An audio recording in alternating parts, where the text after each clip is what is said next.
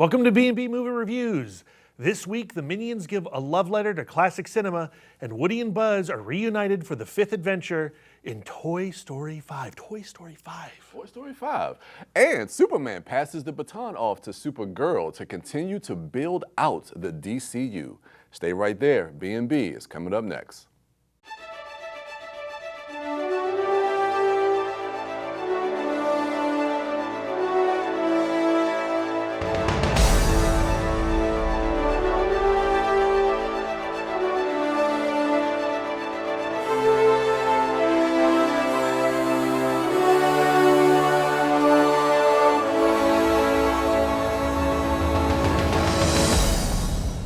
First things first, who are you? Mi namo è Henry. I James e mi nome Dick. Ah, e ça c'est les Ed. Soy Peter. Emile Ken. Emile Alfonso. Io Steven. Patrick.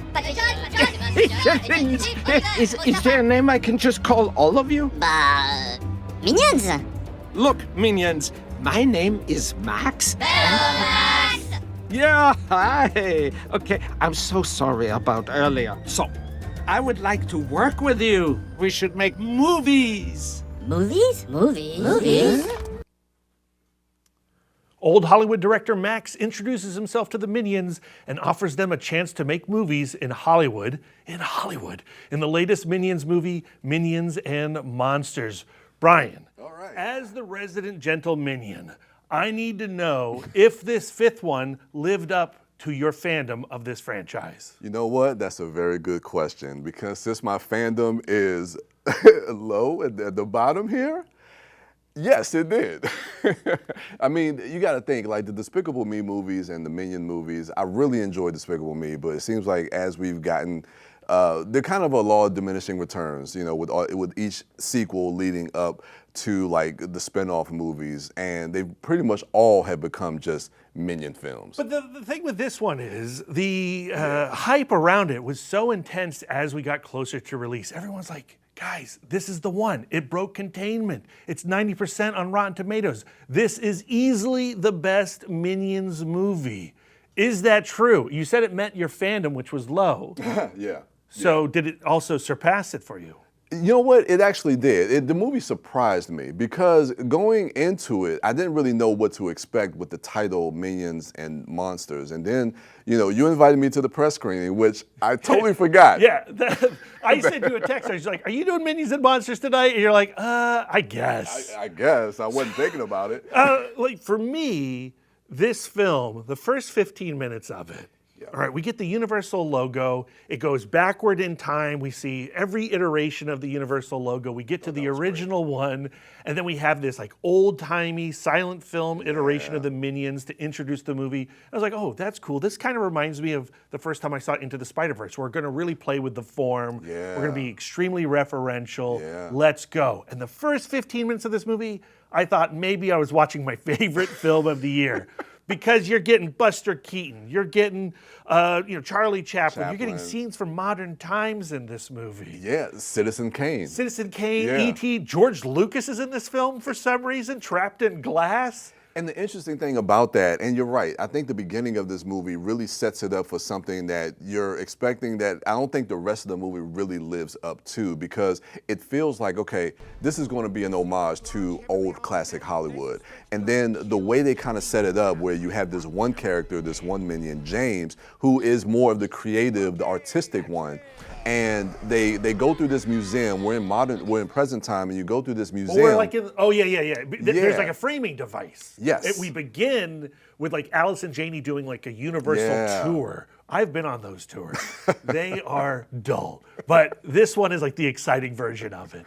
And that's where we see like George Lucas, and we see E.T. on the bike with Elliot. We see Neo, Keanu Reeves in Glass and The Matrix and stuff like that. So I thought all of that was interesting with all the references and stuff like that. So then I was like, okay, so now they're going to frame it where, okay, we're going to go back into the history of Hollywood to see how the Minions themselves have kind of influenced, you know, old Hollywood and just you know, classic Hollywood But and the history of this that. is Minions and Monsters, not Minions and classic Hollywood, unfortunately.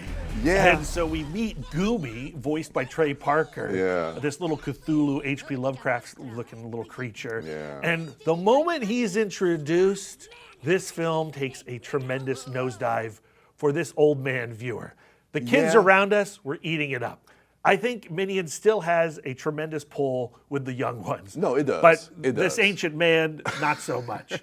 I want to see things about Buster Keaton. That's what I'm saying, because I mean, I thought what they did is introduce, and even before we really get into a lot of the homages to old Hollywood, you know, the Minions, like their whole purpose is, you know, they want to serve someone that's evil, and so we get this montage of them trying to find, you know, someone that they can serve, like an evil person that they can serve, and there's a bit of weird territory here with the Minions. Though, like we're now in the 20th century. We're looking for monsters. We're, you know, in the early teens, 20s. We're starting to bump up against some really horrifying human monsters. Yeah. The idea of like the Minions partnering up with some of these historical jerks, really problematic. Of course, the director comes out and is like, hey, look, when Hitler was around, the Minions were in an ice cave. Why do we have to even introduce this concept? Yeah, that's probably a bridge too far. But then we have a bit of violence that's in this movie that felt a little unexpected, and I thought that was interesting to see too. I'm like, oh, okay, you're going to introduce this into a PG film? I was like, I mean, yes, a queen gets her head off. yes. It's not graphic, but it is shocking. It's very and shocking. we gave each other a real look at It's that during that moment. Oh, they really went there. But again, you know, the monster stuff, that plummets. We have this B storyline with Jesse Eisenberg's Dort and Zoe Deutsch's, oh, I can't even remember her name, but she's the suffragette in this story. Okay. And Debbie, I Debbie, think it was. thank you. Yeah. They just grind this film to a halt. They're so boring. I mean, I think what it does is like we get to something extremely interesting with the Hollywood take on it, and then of course you have that B plot, and then you also have the subplot with the director Max, the classic Hollywood director, who wants to kind of, I guess, take kind of James and Ed and the other Minions under his wing. Henry, thank you. So yeah, James, Henry, and Ed to really, Julie.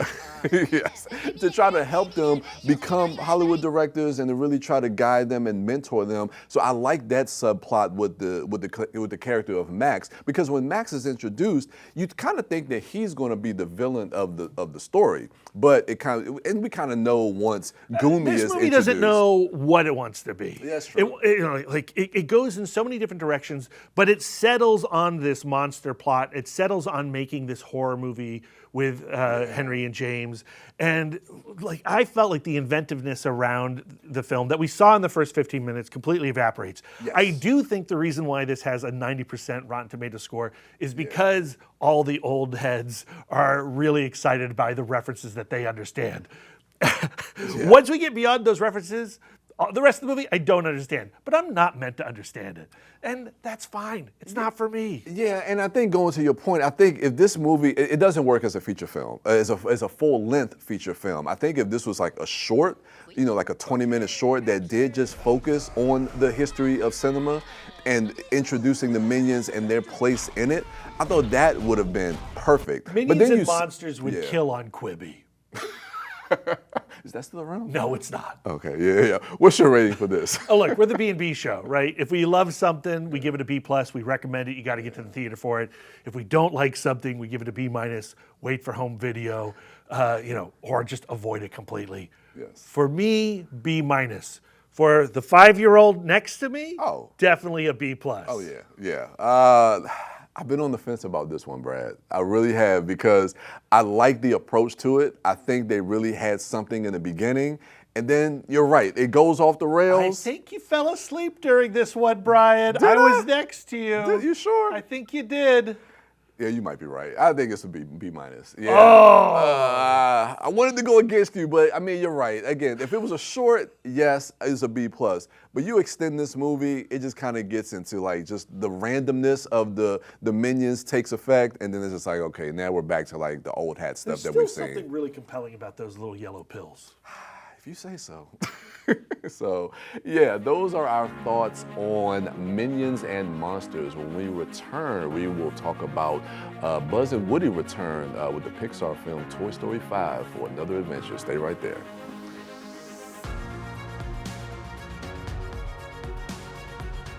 After rent and power, I can get groceries. It's sad to say food comes last. Anna from Texas. No one should have to worry where their next meal will come from. Together, we can end hunger. Learn more at feedingamerica.org. Pretty cowboy. Why are you wearing a dress, Woody? It's called a poncho, Forky. Thought I'd change it up. Yeah? Well, Bo likes it. It's good to be back. Well, what? Nothing. Love the poncho. Someone needs a brown marker. Wow, look what Bonnie's done with the place. She really let things go. Oh my. Halt! Who goes there? Whoa. Sorry. My name is Woody. I come in peace. Used to live here. All right. It's been too long, cowboy. Woody makes his grand entrance and reunites with Buzz and the whole gang to help Bonnie against their new threat, technology. Technology, Brad. Lily pad. Lily pad, yeah. The new threat to the classic toys that we came to know over the last 1997? 31 years since the 1995? first That's movie. crazy. I know. Yeah, Five films in. Are you still excited about this franchise? You know what's crazy? I know there's a caveat to that. You know what's crazy? I do love these characters, and it's always nice to kind of, come back and kind of hang out with, the toys that we kind of, basically grew up with, especially with Woody and Buzz and, Tim Allen and Tom Hanks and all those characters, just to hear their voices. It's always like, oh, okay, yeah, this is, it's nice to kind of settle back in with these characters. I was young once. Yeah. 5 also does the thing of like really removing the significance of Woody and Buzz. It does. And, that was a little jarring to me. At the same time, I felt like Joan Cusack as Jessie really holds her own in this film. It's really her movie, and I thought Jessie was great. She does hold her own, and she does carry this film. And I think, having kind of sidelining Buzz and Woody and giving them more, secondary, stuff to do in this movie. The whole it's I want to marry Jessie thing. But the whole thing with it is you take this storyline, you could completely remove Woody out the movie. Like, if you take him out of the film, I don't think it changes the course of this film at all. I agree. So I think, like, having him in there, I think that, to me, that feels like a studio note that the executives are like, okay, we need to have Woody and Buzz back in this movie, even though the story doesn't really call for them to be in this film. But with that being said, the story of Jessie and dealing with Lilypad and dealing with Bonnie, it's so interesting because going into this movie, you would think that it was about technology versus like toys, but this really is a movie about finding your friends, finding your people. I agree. That's kind of my problem with the movie, though, right? Is because you introduce this technology, the Lilypad, into this bedroom, into Bonnie's life, and how it takes over, right? Yeah. And then the beginning of this movie where we're looking at all the people staring into their phones, right? Yeah. Being zombified. Like these are true, real concerns. And I hoped that Toy Story was going to actually address this issue that we have, this connection that we have with this thing in our pocket. Yeah. And the movie doesn't have an answer because Well, I don't think they can. It's like, what is the answer? Like, and so it has to let go of the problem. It has to let go of the threat. And I feel like there's no teeth in this story the way that there was in Toy Story 3 and Toy Story 4. At the end of the day, the Toy Story movies are still consumerism movies. They're still about selling you toys. They're still about selling you Disneyland. And that's kind of the issue with me with it. Like you say, the movie doesn't have a bite. It doesn't have. It doesn't. I don't know, it just doesn't go as far as the idea allows it to go, because I think Disney Pixar has too many stakes in the idea of them being, like you say, it is consumerism. Yeah. So they want to sell lily pads. If They they're- want exactly. kids to be. They're already selling lily pads, right? Exactly. And like that's against the premise that the first half of this film established. speak on, yeah. And I felt like at the end of this movie, I was like, well, this is actually a pretty cowardly film. Okay. Interesting. Yeah. No, I haven't thought about it with that context, but you're right, because I was thinking about those points that you were just making about, who's actually making this movie. It is Disney, and Disney is not, they want people, to subscribe to Disney Plus and look at these shows and stuff on their phones and stuff like that. So yeah, they can only take it so far. So I don't know. It's like you still have some of the emotional through lines and the emotionality of the characters, especially with, what they introduced with Jessie and her original owner and things of that nature. But again, you have all these other subplots. Like for me, you open the movie with this army of Buzz Lightyears. That and then it's like we're cutting back and forth. It's almost like you have three different storylines happening. I felt like that was a short film before the movie. Yeah, and to me, it doesn't fit. It distracts and takes you away. I think it disrupts the pacing of the movie as well. And it's like the whole time we're cutting back to the army of Buzz Lightyears. I'm like, okay, where is this leading? Where is this going? And then when you see these stories converge, to me, it's not a great payoff. So I'm just like...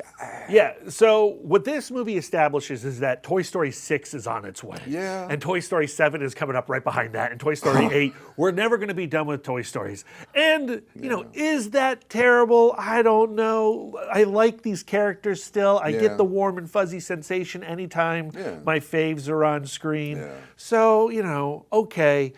If I, embrace my cynicism, I'm irritated with this film. If I embrace my optimism, I'm like, that was 2 hours that was fine. Yeah.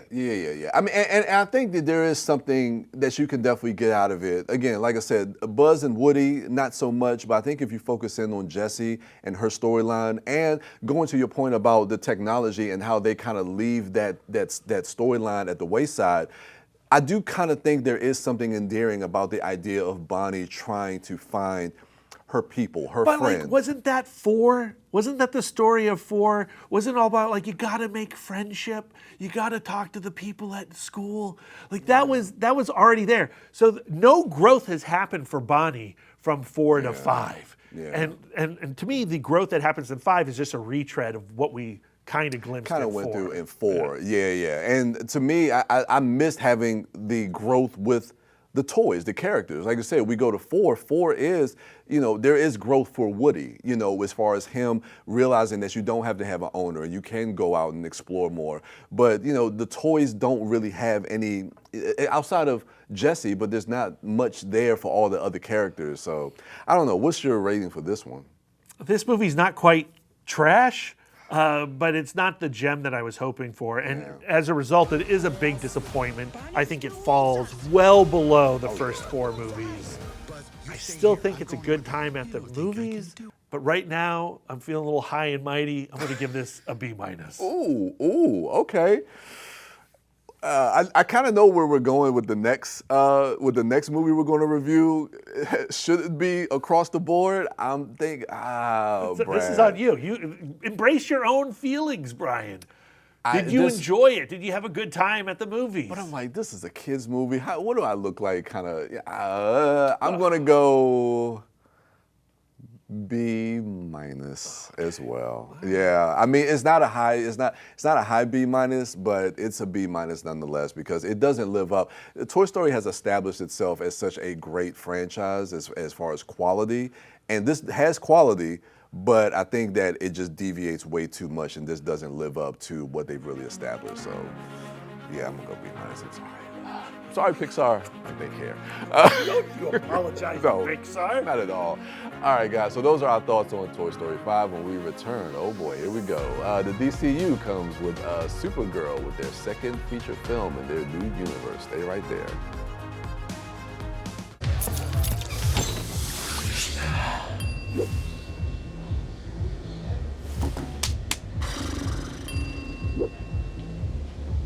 If you need to do something to feel okay to drive, you're not okay to drive.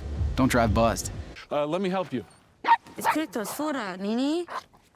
Es fuera. It's a feisty little guy. He's cute. Is it okay if I...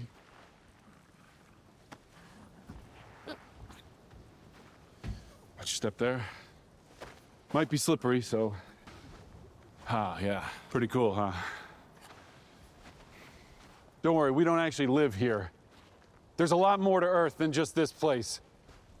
Big city, lots of stuff to do, and you'll also learn to love this place, just like I have. Promise. Es mi cariño. Superman is there to welcome Kara when she crash lands on Earth in the second feature film in the DCU, Supergirl. A lot of anticipation with this film. I'm a big-time comic book geek. Oh yeah, oh yeah. You know, when I heard that this film was possibly based on Supergirl, Woman of Tomorrow, written by Tom King, illustrated by Bilquis Evely, colored by Matthias Lopes, lettered by Clayton Coles, I was psyched because that comic is great. It's a gorgeous, beautiful science fiction tribute to True Grit. Let's see this cinematically. James Gunn told us, we're going to do scripts right. We're not going to start shooting until we've got a perfect script. Bryan, this script, it was perfect, right? Yeah, whatever you say. No, this script, this is the main problem. Should we just get right into it? Let's get into it. Yeah, watching this movie, man, the one thing that really stood out to me that really failed this movie was the script. I do like, oh God, Millie Alcock. Millie Alcock. Yeah, I like great. her as Supergirl. I think her portrayal of that with what she was given was good. But yeah, I think with the character of Ruthie, with the villain of this piece, it just felt too disjointed. It felt rushed, the pacing of it. I really couldn't connect to any characters. And when the movie started off, it just started off on the wrong foot and it just could not find its footing. And I was watching it and I was like, ooh, yeah, something just is not feeling right about this, right at the beginning. You know, I'm the worst kind of viewer for something like this because of my comic book obsession, right? Because I hold on to Supergirl, Woman of Tomorrow too tightly. It makes it very difficult on the first watch to enjoy this film, and really in any way. So I had to go back and see it a second time. And on second watch, I did manage to shed what I wanted this film to be. Like, you have to accept the premise of the film. You have to accept the world that you're given. You can't try to make it be the book. You have to embrace the adaptation. You have to let that go. And so this film does, I think, also let go of that book. I mean, it jettisons that book. I concentrated on Millie Alcock's performance as Supergirl, and I still like how this film, as does the book, it comes from the book, centers her grief, right? Like, what separates Supergirl from Superman? Superman, you know, he's Moses. He's put in the river. Krypton explodes. He's sent to Earth. He's found by this, you know, small middle American family and raised with, you know, good old-fashioned American values and all the problems that come with that. Kara existed on a version of Krypton in Argo, separated from the planet. For years, she was born there. She experienced the entire culture and society and the people of Krypton. She understands truly what was lost when that planet left destroyed. Existence, right? Yeah, exactly. So she has a pain that is very different than Clark's pain. And when the movie is considering that, I think it's really strong. And Millie Alcock rises to the emotions of that grief, that loss. And I think actually the scenes that work the best in this movie are the moments that we just saw between her and Clark, Kal-El.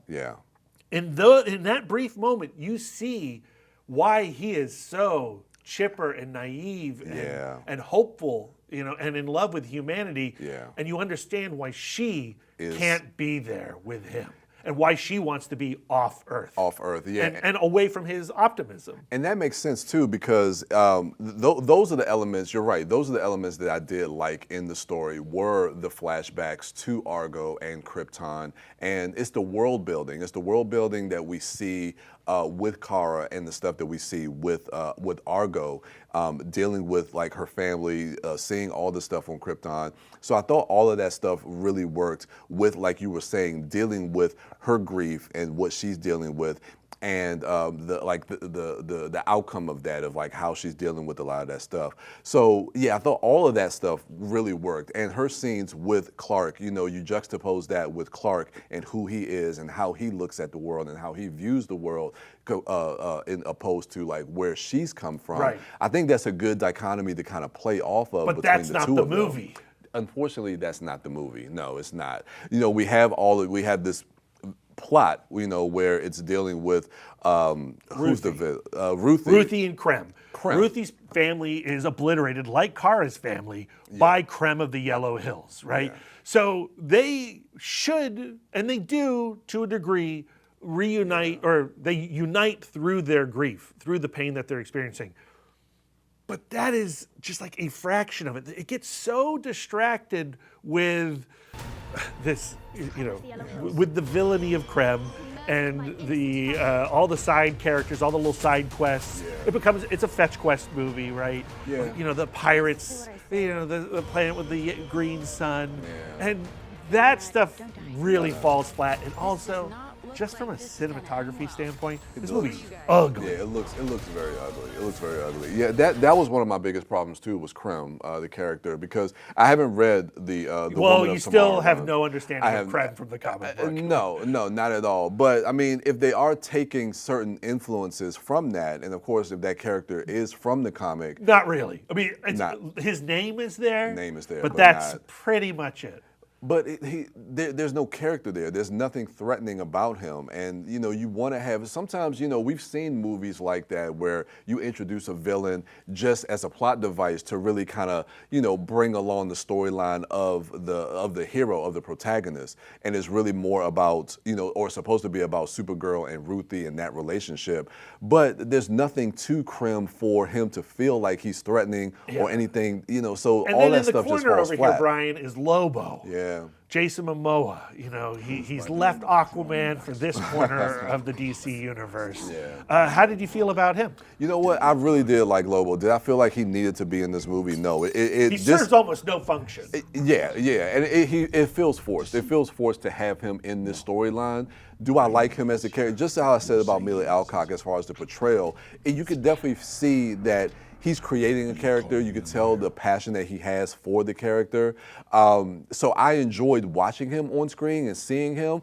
But when he comes in, when he pops in and pops out, it just feels forced. And then again, it disrupts the pacing of the movie, that we're like, okay, here's this character that we're going to have in later movies. I don't want to spoil the climax of this movie, but Supergirl makes a choice on behalf of Ruthie at the end of this film. And I'm not even necessarily against that choice. I think the way that it is executed, heavy emphasis on the word executed in this movie, doesn't work. Yeah. And what it says, Anna Nagari, the screenwriter, what she is saying about Supergirl being ruined so she could take this on, I find deeply offensive. And also, Lobo is right there. He could be your problem solver. But I think because of the storyline, I don't want to say you have to have Supergirl do that, but but to me, if Lobo did it, Lobo would ultimately serve a function. True. Is, he serves no function. function. It feels like the entire movie was shot, and they were like, we should probably put a guy in this movie. Let's put Lobo in this film. Yeah. And then they inserted Lobo into the film forcefully. Yeah. What's your rating for this one? Dude, I can't believe this is a first I think so. in the B&B movie review show. Yeah. Straight B minuses right down the line. Is it? For me, I give it a B minus. Yeah, you're right. It's a B minus. Okay. Yeah, no, this movie doesn't work at all. I don't know. I won't say that it's the worst thing that I've seen. But this year? Yeah, no. You can't say that. No. There's quality stuff in this. They're struggling with something. There are ideas in this movie, and there are great performances in this movie. Yeah, there is. So it's nowhere near the worst. But coming into it, it doesn't live up to the expectations, so it's extremely disappointing. Is it a movie that I would want to go back to? Not necessarily. It's a missed opportunity. Yes, a missed opportunity. So yes, unfortunately, it's a B minus. So, Yeah, those are our thoughts on Supergirl. So let's go back and review what we talked about on the show today. We started with Minions and Monsters. We gave that a B- for both me and Brad. Then we moved over to Toy Story 5. Don't come for us in the comments. That is a B- for me and Brad as well. Come for us. I welcome comments. There you go, come for us. And then we move over to Supergirl, which is a B- for me and Brad as well. Yeah, across the board, B- is. All right, so thank you for joining us on this latest episode of B&B Movie Reviews. Come be a part of the conversation. If you have questions, suggestions, feel free to email us at bnbmoviereviews@gmail.com. And with that, we will see you at the movies.